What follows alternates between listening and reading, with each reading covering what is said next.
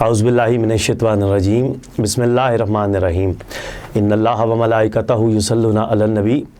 یا ایھا الذین آمنوا صلوا علیہ وسلموا تسلیما اللہم صلی علی سیدنا و مولانا و اصحاب سیدنا و مولانا محمد مبارک وسلم وصلی علیہ الصلاۃ والسلام علیکہ یا سیدی یا رسول اللہ الصلاۃ والسلام علیکہ یا سیدی یا حبیب اللہ۔ میں ہوں آپ کا میزبان عباس علی اشرف عبیدی، آپ دیکھ رہے ہیں پروگرام ماہ سیام۔ جی ناظرین، خوبصورت ٹرانسمیشن دیسی T V U S A آپ کے لیے لایا ہے، جو روزانہ کی بنا پر علماء کرام و ثناءانوں کو سنا جاتا ہے۔ اللہ پاک ہمارے اس پروگرام کو اپنی بارگاہ میں قبول و منظور فرمائے، اور جتنی بھی یہاں گفتگو ہوتی ہے اللہ تعالی ہم سب کو ان باتوں پر عمل پیرا ہونے کی توفیق عطا فرمائے۔ آج اس ہمارے خوبصورت اسٹوڈیو میں جن مہمان گرامی ثناءان مصطفیٰ اور عظیم جو ہے خطیب پاکستان، خطیب نکتہ دان، آپ نے ہمیں جوائن کیا ہے، سب سے پہلے میں اپنی جانب سے اور اپنی پوری دیسی T V U S A کی جانب سے آپ کا تہہ دل سے شکریہ ادا کرتا ہوں۔ آج کا جو ہمارا ٹاپک ہے وہ ہے دعا کی فضیلت، یعنی کہ کتنی فضیلت ہے دعا کی۔ اس ٹاپک کے اوپر بات کرنے کے لیے آج دوبارہ ہمارے اسٹوڈیو میں، پہلے بھی ایک دو دفعہ ہمارے پروگرامات میں آ چکے ہیں، آج پھر جو ہے دوستوں کی فرمائش پر آپ کو بلایا گیا۔ بڑا اچھا بولتے ہیں آپ ان کو، مختلف ٹی وی چینلوں کے اوپر رمضان مبارک کی نشریات، افطاری ہو یا سحری ہو، آپ ان کو دیکھ رہے ہیں، آپ ان کو سماعت کر رہے ہیں، بہت اچھا بولتے ہیں۔ میری مراد خطیب پاکستان، خطیب نکتہ دان حضرت علامہ مولانا قاری محمد مشتاق شاہین قادری جلالی، خطیب اعظم راولپنڈی اسلام آباد۔ السلام علیکم۔ وعلیکم السلام ورحمۃ اللہ وبرکاتہ۔ ہم سب آپ کا ایک دفعہ بہت بہت شکریہ۔ جی آپ کا بھی شکریہ بہت۔ اور اسی کے ساتھ ساتھ میرے آقا علیہ الصلوۃ والسلام کی عظیم ثناءان جناب آمنہ نور ہمارے ساتھ موجود ہیں۔ آپ کو بھی میں اپنی جانب سے اور اپنی پوری دیسی T V U S A کی جانب سے خوش آمدید کہتا ہوں، اور میں آپ ہی سے آمنہ نور سے ہی التماس کرتا ہوں کہ آقا علیہ الصلوۃ والسلام کی بارگاہ میں آپ ہدیہ عقیدت کے پھول نچاور کریں۔ عشق کو حسن کے انداز سکھا لوں تو چلوں، منظر کعبہ نگاہوں میں بسا لوں تو چلوں، اپنے محبوب حقیقی کو منا لوں تو چلوں، اپنی بگڑی ہوئی تقدیر بنا لوں تو چلوں، منظر کعبہ نگاہوں میں بسا لوں تو چلوں، کھینچتا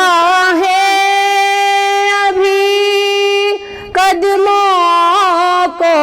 طواف کعبہ، کھینچتا ہے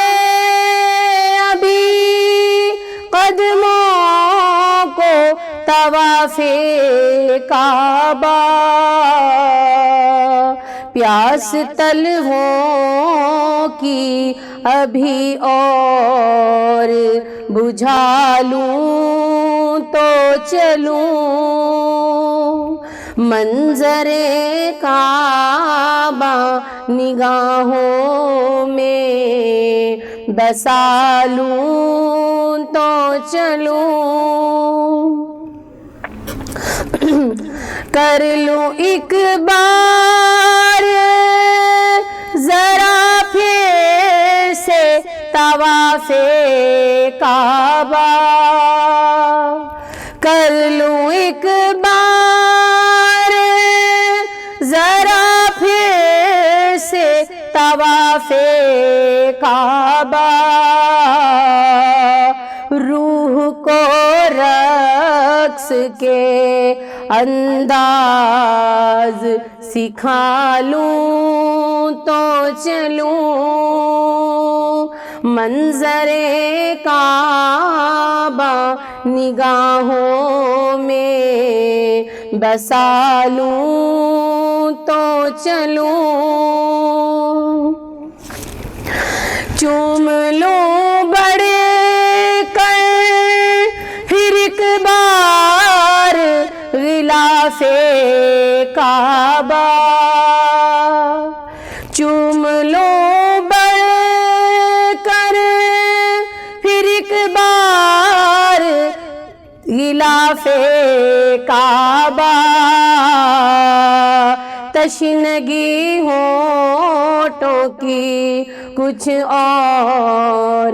بجھا لوں تو چلوں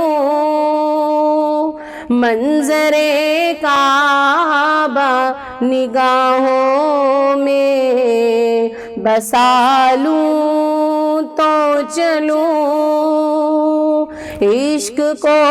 حسن کے انداز سکھا لوں تو چلوں۔ ماشاءاللہ جزاک اللہ۔ یہ تھی آمنہ نور جو آقا علیہ الصلوۃ والسلام کی بارگاہ میں ہدیہ عقیدت کے پھول نچاور کر رہی تھی، کیونکہ آج بڑا خوبصورت ٹاپک جو ہے علامہ صاحب اور میں لے کر آئے ہیں، دعا کی فضیلت، کیونکہ آخری عشرہ جو ہے چل رہا ہے، اسی کے مطابق انشاءاللہ علامہ صاحب گفتگو کریں گے اور بڑی اچھی گفتگو کریں گے انشاءاللہ، آپ کو سننے میں مزہ آئے گا۔ علامہ صاحب میرا آپ سے پہلا سوال وہ یہ ہے کہ قرآن کی روشنی میں دعا کی فضیلت کیا ہے، اس پر روشنی ڈالیں۔ بسم اللہ والحمد للہ والصلاة علی سید الانبیاء و خاتم المعصومین، اما بعد فاعوذ باللہ والصلاة والسلام علی اشرف الانبیاء والمرسلین والصلاة والسلام علی اشرف الانبیاء والمرسلین، اما بعد فاعوذ باللہ من الشیطان الرجیم، بسم اللہ الرحمن الرحیم، وَإِذَا سَأَلَكَ عِبَادِي عَنِّي فَإِنِّي قَرِيبٌ أُجِيبُ دَعْوَةَ الدَّاعِ إِذَا دَعَانِ فَلْيَسْتَجِيبُوا وَلْيُؤْمِنُوا بِي لَعَلَّهُمْ يَرْشُدُونَ۔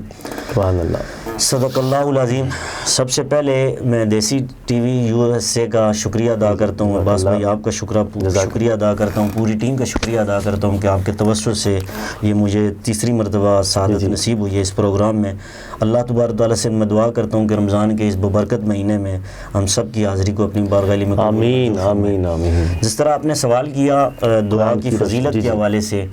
تو قرآن کی روشنی میں سب سے پہلے یہ ہے کہ اللہ رب العزت نے قرآن مجید کے اندر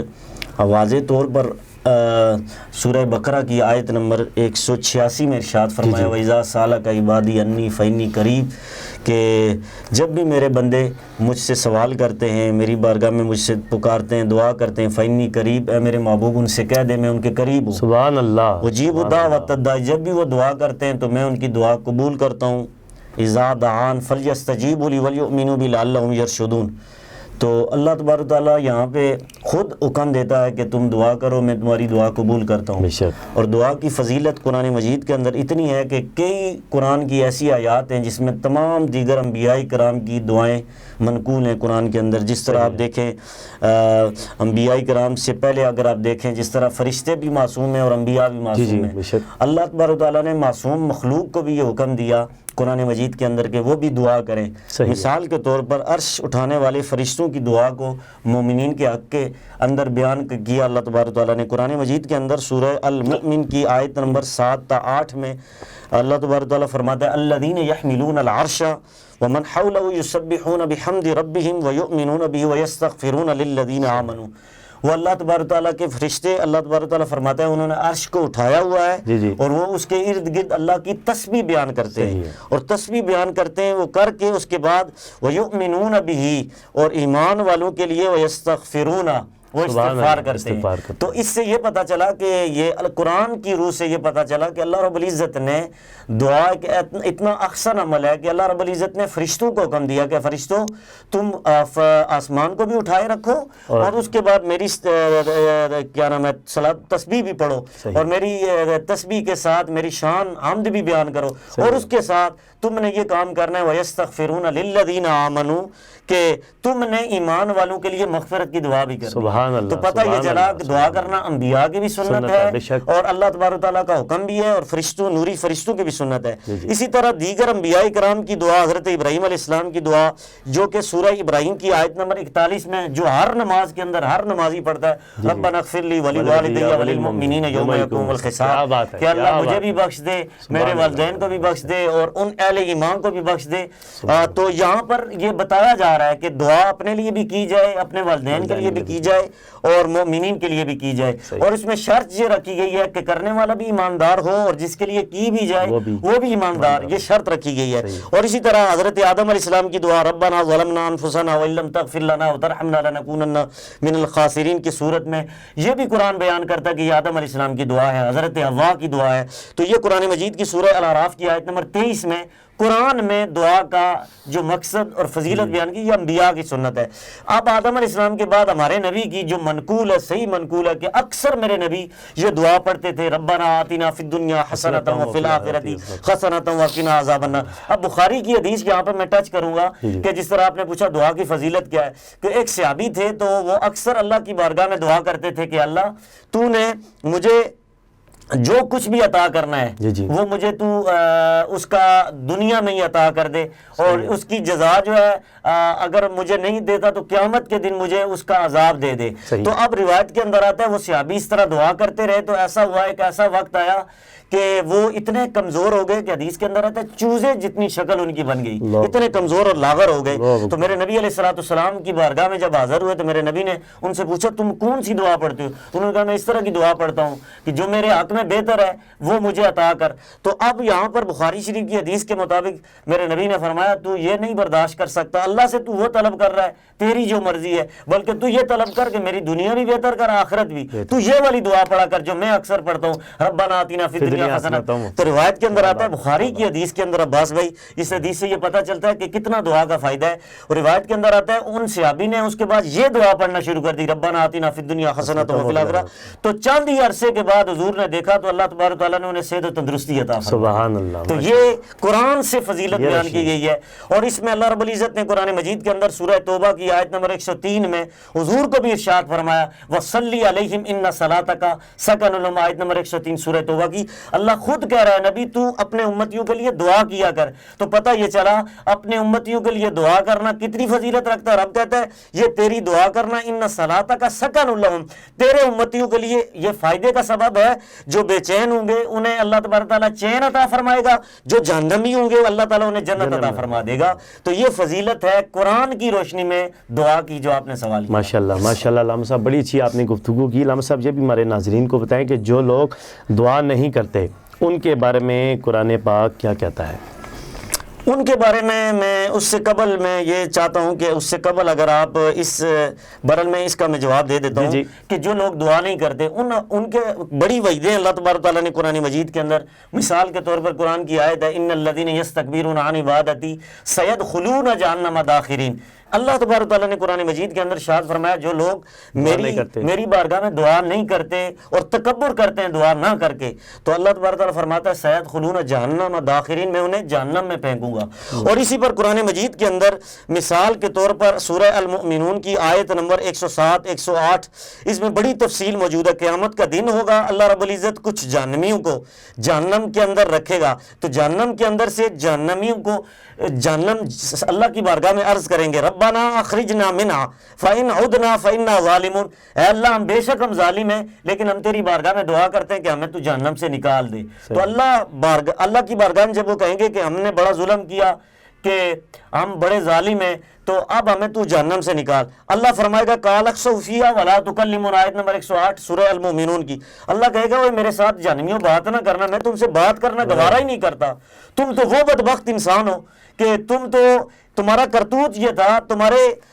تمہارے اعمال دنیا میں اتنے برے تھے۔ یا اللہ وہ کیا اعمال تھے؟ قرآن کہتا ہے کہ ان کا عمل ایک برا تھا جس کی وجہ سے اللہ ان جہنمیوں سے بات ہی نہیں کرے گا، کلام ہی نہیں کرے گا۔ وہ کتنے برے لوگ اور بدبخت لوگ ہوں گے جن سے اللہ قیامت کے دن بات ہی نہیں کرنا گوارا کر رہا۔ تو اللہ تبارک و تعالیٰ فرمائے گا تم نے ایک برا کام کیا، کہ تم نے یہ کام کیا انہ کان فریق من عبادی یقولون ربنا آمنا فاغفر لنا وارحمنا وانت خیر الراحمین، بے شک دنیا میں تم یہ کرتوت کرتے تھے کہ ایک گروہ تھا، ایک جماعت تھی، وہ میری بارگاہ میں دعا کرتی تھی اللہ ہم تجھ پر ایمان لائے، ہم تجھ پر ایمان لائے، ربنا ربنا آمنا فاغفر لنا، ہمیں تو بخش دے،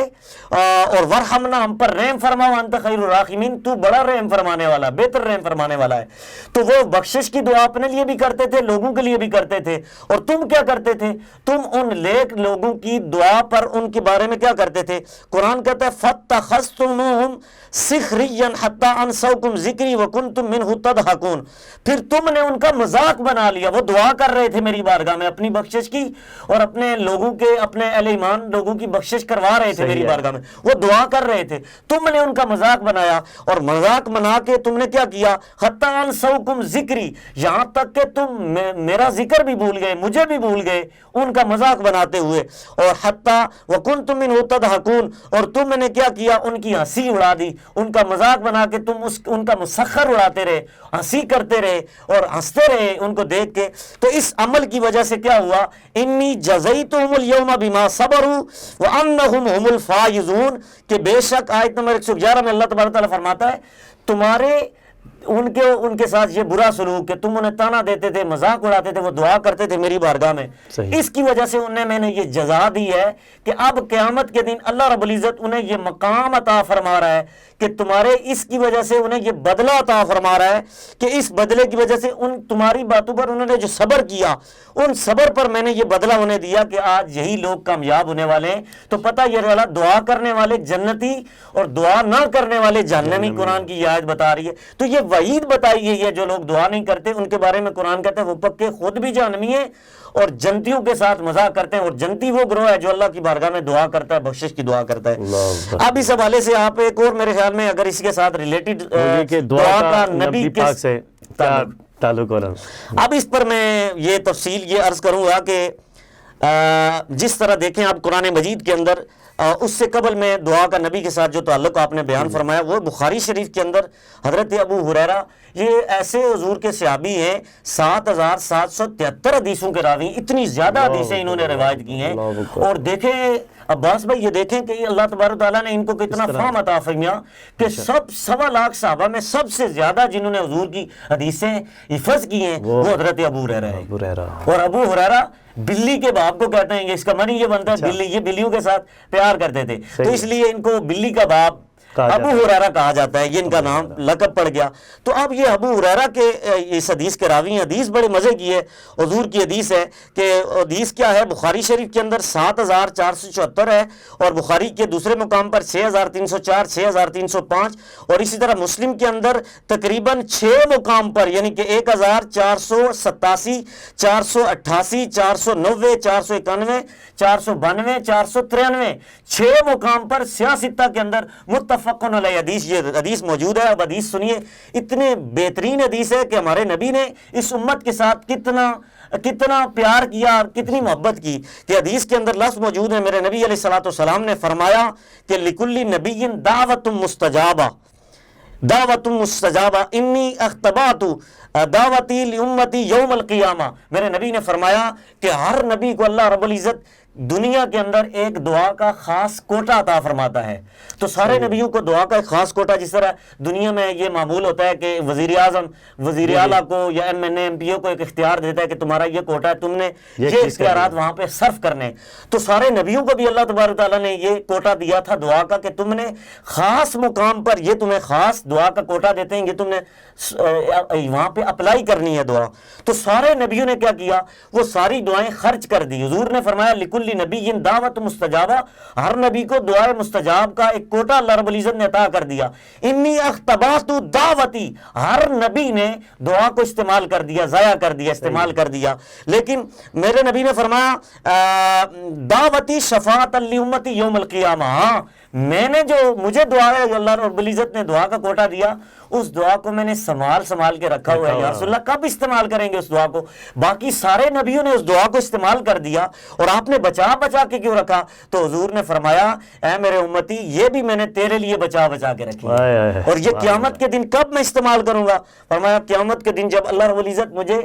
شفاعت کا اذن دے گا، تو اس شفاعت کے اذن کے طور پر شفاعت لامتی یوم القیامہ، قیامت کے دن اللہ کی کی بارگاہ میں دوبارہ عرض کروں گا کہ مولا ایک دعا جو میں نے بچا کے رکھی ہوئی تھی، اب میں تیری بارگاہ میں وہ دعا پیش کرتا ہوں، اس دعا کے وسیلے سے میری فلاں امتی کی بخشش فرما، اس کی شفاعت میرے حق میں قبول فرما۔ تو حضور فرماتے ہیں کہ اللہ تبارک تعالیٰ کی بارگاہ میں نے اس دعا کو سنبھال کے رکھا۔ اب یہاں پر اس سے قبل میں یہ بتاتا ہوں کہ جس طرح دیگر انبیاء کا دعا کے ساتھ کیا تعلق ہے۔ اب دیکھیں حضرت ابراہیم علیہ السلام، حضرت نوح علیہ السلام، حضرت عیسیٰ علیہ السلام اور دیگر 1.25 لاکھ انبیاء کرام کو جو کوٹا دیا تھا وہ کس طرح انہوں نے استعمال کیا، جس طرح میں نے یہ حدیث پڑھی کس طرح استعمال کیا، کب انہوں نے اپنی دعا کا استعمال کیا۔ تو اب دیکھیں سورہ نوح کے اندر آیت نمبر 26 میں نوح علیہ السلام کی اپنی امت کے لیے دعا۔ اب موازنہ یہ کرنا ہے کہ باقی نبیوں نے اپنی امت کے لیے جو دعا کی ان دعا کا کہاں پر انہوں نے استعمال کیا اور میرے نبی نے کہاں پر استعمال کی، یہ آپ سن چکے، اور کہاں پر استعمال کرنا ہے میرے نبی نے اس دعا خاص جو کوٹا تھا۔ اب نوح علیہ السلام کو اللہ رب العزت نے جب اختیار دیا کہ تم نے خاص دعا استعمال کرنی ہے، انہوں نے کہاں پر اپلائی کی اور دعا کو استعمال کیا؟ قرآن کے اندر سورہ نوح کی آیت نمبر 26 میں نوح علیہ السلام نے اپنی امت کے لیے دعا کی، وقال نوح ربی لا تذر علی الارض من الکافرین دیارا، اے اللہ یہ میری جو قوم ہے یہ اتنی بدبخت ہے، اب میں تیری بارگاہ میں دعا کرتا ہوں کہ ایک کافر بھی میری امت میں جو رہتا ہے اس کو نیست و نابود کر دے، سارے کافروں کو مار دے۔ یعنی کہ نوح علیہ السلام نے 950 سال تک تبلیغ کی، اور روایت کے اندر آتا ہے 8 سے 10 بندے مسلمان ہوئے، ان کے صحابی بنے، یعنی کہ 10 سے مسی نہیں ان کی امت ہو رہی تھی، اور گناہگار امت تھی۔ انہوں نے حضرت نوح علیہ السلام کی دعوت کا انکار کر دیا، تو انہوں نے وہاں پر اپنی دعا کا استعمال کیا کہ یا اللہ ان کو نیست و نابود تباہ و برباد کر دے۔ تو انہوں نے اپنی دعا کو استعمال کیا تو اللہ رب العزت نے ان کی قوم کو تباہ و برباد کر دیا۔ اسی طرح جناب ابراہیم علیہ السلام نے اپنی امت کے لیے کب دعا استعمال کی؟ آیت نمبر 36 ابراہیم کی، تو اس میں انہوں نے دعا کی ربی انہن اضللن کثیرا من الناس فمن تبعنی فانہ منی ومن عصانی فانک غفور رحیم۔ تو حضرت ابراہیم علیہ السلام نے اللہ کی بارگاہ میں دعا کی کہ مولا ان میرے امتیوں کو بتوں نے گمراہ کر دیا، کثیر لوگ گمراہ ہو چکے، اب میں تیری بارگاہ میں دعا کرتا ہوں جنہوں نے میری اتباع کی جو نیک ہیں فَإِنَّهُ مِنِّي وہ میرے ہیں، وَمَنْ عَصَانِي اور جو گناہگار ہیں فَإِنَّكَ غَفُورٌ رَحِيمٌ تو غفور ہے، بخشنے والا ہے، رحم کرنے والا ہے، تیری مرضی، جو نیک ہیں وہ میرے ہیں اور برے جو تیرے ہیں، تیری مرضی انہیں عذاب دے یا نہ دے۔ اب حدیث کے اندر لفظ موجود ہے کہ برو کو اللہ کے حوالے کر دیا حضرت ابراہیم علیہ السلام نے، نوح علیہ السلام نے برو کے لیے یہ دعا کر دی ان کو تباہ و برباد کر۔ اب عیسیٰ علیہ السلام کی باری آئی، انہوں نے بھی اسی طرح اس دعا کو اپلائی کیا۔ یہ سورہ مائدہ کی آیت نمبر 118 میں حضرت عیسیٰ علیہ السلام اللہ کی بارگاہ میں دعا کرتے ان تعذبہم فإنہم عبادک وإن تغفر لہم فإنک غفور رحیم۔ اب حدیث کے اندر اگلے حدیث میں لفظ پڑھوں گا، لیکن اب عیسیٰ علیہ السلام نے اللہ کی بارگاہ میں دعا کر دی کہ مولا ذوالجلال تم میرے امتیوں کو عذاب دے، یہ تیرے بندے ہیں، عذاب دے تیرے بندے، اور اگر تو بخشتا ہے تب بھی تیرے بندے ہیں۔ فإنک انت العزیز الرحیم تو رحم کرنے والا ہے، عزیز ہے، پیار کرنے والا ہے، محبت کرنے والا ہے۔ تو عیسیٰ علیہ السلام نے اپنے نیک امتیوں کے بارے میں یہ نہیں کہا کہ وہ میرے سینے کے ساتھ لگے وہ میرے ہیں، بلکہ کہا نیک بھی تیرے برے بھی تیرے، تو بخشے یا نہ بخشے تیری مرضی۔ لیکن میرے نبی کی امت کے ساتھ پیار، کتنا پیار کہ حضور نے کہا قیامت کے دن شفاعت لی امتی یوم القیامہ، قیامت کے دن میں اپنے امتیوں کی شفاعت کروں گا، اور شفاعتی لأہل الکبائر من امتی، جامع ترمذی کی حدیث جلد 1 صفحہ نمبر 77 پر حدیث موجود ہے۔ حضور نے فرمایا قیامت کا دن بھی ہوگا تو میں کیا کروں گا، جب یہ ساری آیتیں پڑھیں گی حضور فرمایا کہ میں قیامت کے دن گناہگار لوگوں کی بخشش کروں گا، جتنے بھی گناہگار میری امت میں ہوں گے میں ان کی بخشش کروں گا۔ اب یہاں پر یہ سوچنے کی بات یہ ہے کہ حضور علیہ الصلوۃ والسلام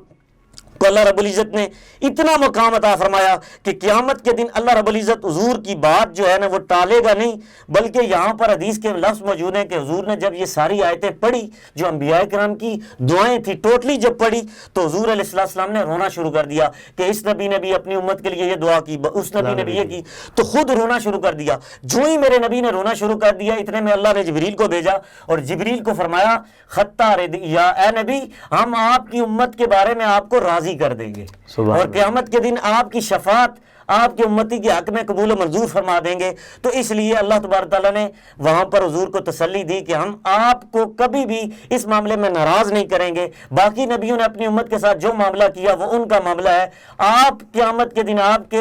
وجہ سے، آپ کی نسبت کی وجہ سے آپ کے امتیوں کے ساتھ ہم بڑا اچھا سلوک کریں گے۔ تو یہ تھا تعلق دعا کا انبیاء کے ساتھ، اور بالخصوص امام الانبیاء کا امت کے ساتھ تعلق، کے حضور نے اس مقام پر بھی اپنی امت کے ساتھ پیار کا رشتہ نہ چھوڑا۔ سبحان اللہ، ماشاءاللہ، جزاک اللہ۔ جی ناظرین، یہ تھے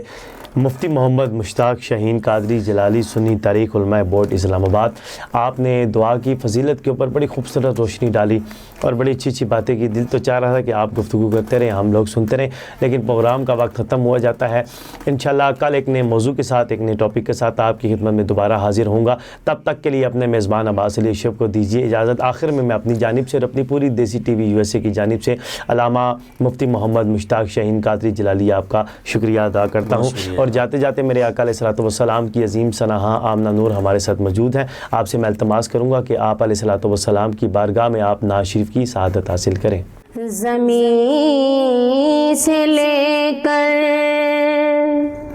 آسمان تک، زمین سے لے کر آسمان تک علی کے جھنڈے گڑے ہوئے ہیں، مگر ری کمانے خرد ہیں جو اپنی ضد پر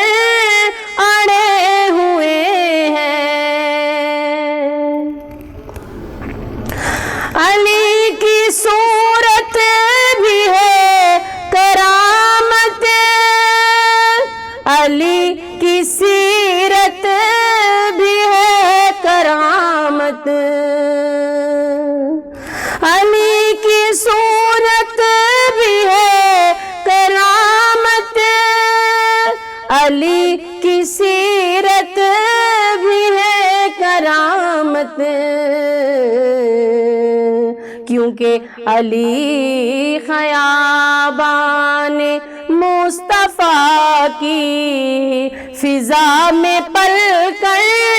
بڑے ہوئے ہیں، علی خیابان مصطفیٰ کی فضا میں پل کر بڑے ہوئے ہیں۔ ولادت ان کی خدا کے گھر میں، شہادت ان کی خدا کے گھر میں، ولادت ان کی خدا کے گھر میں، شہادت ان کی خدا کے گھر میں، جو اس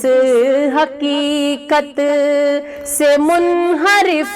ہے وہ مشکلوں میں پڑے ہوئے ہیں، جو اس حقیقت سے منحرف ہے وہ مشکلوں میں پڑے ہوئے ہیں۔ مسیح کی ماں حرم سے باہر، علی کی مادر حرم کے اندر، مسیح کی ماں حرم سے باہر، علی کی مادر حرم کے اندر، فرشتے اظہار تہنیت سے صفے بنائے کھڑے ہوئے ہیں، فرشتے اظہار تہنیت سے صفے بنائے کھڑے ہوئے ہیں۔ दुश्मन नबी का दुश्मन, नबी का दुश्मन खुदा का दुश्मन, अली का दुश्मन नबी का दुश्मन, नबी का दुश्मन खुदा का दुश्मन। ये बात है सामने की, लेकिन अकल पे पर्दे पड़े हुए हैं। ये बात है सामने की, लेकिन अकल पे पर्दे पड़े हुए हैं। अगर मयसर हो चश्मे बीना, तो आसमानों की सिमत देखो। अगर मयसर हो चश्मे बीना, तो आसमानों की तरफ देखो। जहाँ जहाँ उनका नक्श पा है, वहीं सितारे जड़े हुए हैं। जहाँ जहाँ उनका नक्श पा है, वहाँ सितारे जड़े हुए हैं। वो कह रहे हैं खुदा से मांगो, हमें ये धुन है अली से लेंगे। वो कह रहे हैं खुदा से मांगो, हमें ये धुन है अली से लेंगे। वो अपनी जिद पर अड़े हुए हैं, हम अपनी जिद पर अड़े हुए हैं। वो अपनी जिद पर अड़े हुए हैं, हम अपनी जिद पर अड़े हुए हैं। ज़मीं से लेकर आसमां तक अली के झंडे गड़े हुए हैं। मगर री कमाने खुर्द हैं जो अपनी जिद पर